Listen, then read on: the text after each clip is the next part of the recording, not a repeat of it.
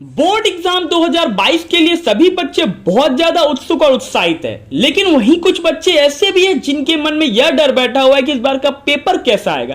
क्या इस बार पेपर बहुत ज्यादा टफ आएगा, ये इजी आएगा या मॉडरेट लेवल का आएगा।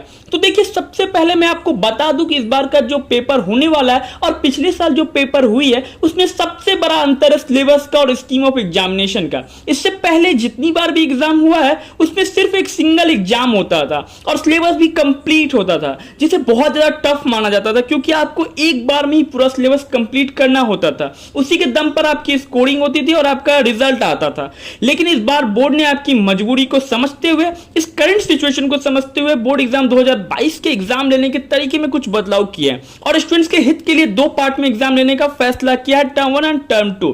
टर्म 1 नवंबर या दिसंबर में होने वाला है और टर्म 2 मार्च या अप्रैल में होने वाला है। तो आइए सबसे पहले हम जानते हैं कि बोर्ड एग्जाम 2022 का लेवल क्या होने वाला है। तो सबसे पहले अगर टर्म 1 की बात करें तो टर्म 1 आपका ऑब्जेक्टिव पैटर्न पर बेस्ड होगा और सिलेबस की बात करें तो इसमें 50% सिलेबस पूछा जाएगा। देखिए, ऑब्जेक्टिव एग्जाम की सबसे अच्छी बात क्या होती है कि इसमें आपको लिखना कुछ नहीं होता है, बस आपको ओएमआर सीट पर 4 ऑप्शन में से एक ऑप्शन को टिक करना होता है। तो आइए जानते हैं कि ऐसे में क्या अप्रोच स्टूडेंट्स लगाए कि एग्जाम में वो अच्छा कर सके, क्योंकि बहुत बच्चों के मन में डर बैठा हुआ है कि मल्टीपल चॉइस क्वेश्चन है, पैटर्न समझ में नहीं आ रहा है, किस तरह से एग्जाम को अटेम्प्ट करे, ऐसा क्या करे कि जिससे हमारा एग्जाम अच्छा जाए। तो ऐसे में देखिए, सबसे पहले आपको अपने एग्जाम का पैटर्न समझना होगा, आखिर क्वेश्चन किस तरह से एग्जाम में पूछे जाएंगे, और इसको समझने के लिए आपको नए सैंपल पेपर जो भी मार्केट में है उनको खरीदना होगा।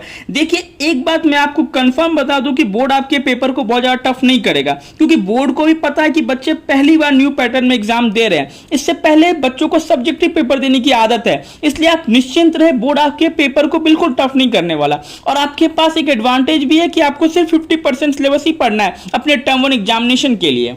तो अब यहां पर आपको यह ध्यान देना है कि आपको पढ़ाई किस तरह से करनी है अपने टर्म 1 एग्जाम के लिए। देखिए, यहां पर आपको ऑब्जेक्टिव क्वेश्चन को सॉल्व करना है और बोर्ड एग्जाम में अच्छा करने के लिए सबसे ज्यादा जरूरी होता है एनसीईआरटी को पढ़ना। सबसे पहले आपको एनसीईआरटी को पूरा पढ़ना होगा और उसके बाद आपको सैंपल पेपर सॉल्व करना है, क्योंकि सैंपल पेपर ही आपको वो क्विकनेस देगा, रिदम देगा। जब तक आप सैंपल पेपर सॉल्व नहीं करोगे तब तक आपके अंदर वो क्विकनेस नहीं आएगी, इसलिए सैंपल पेपर आपको सॉल्व करना बहुत जरूरी है।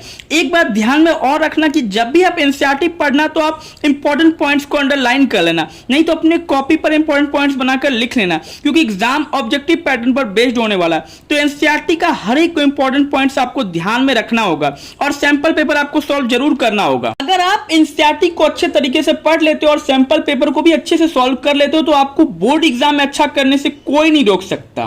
तो ये थी दोस्तों आपको टर्म 1 के एग्जाम को लेकर के पूरी जानकारी कि आपका एग्जाम का लेवल क्या होगा और आपको तैयारी किस तरह से करनी है। मैं उम्मीद करूंगा कि वीडियो आपको अच्छी लगी होगी और आपको अगर कोई डाउट हो तो आप मुझसे कमेंट बॉक्स में पूछ सकते हो। तब तक के लिए धन्यवाद।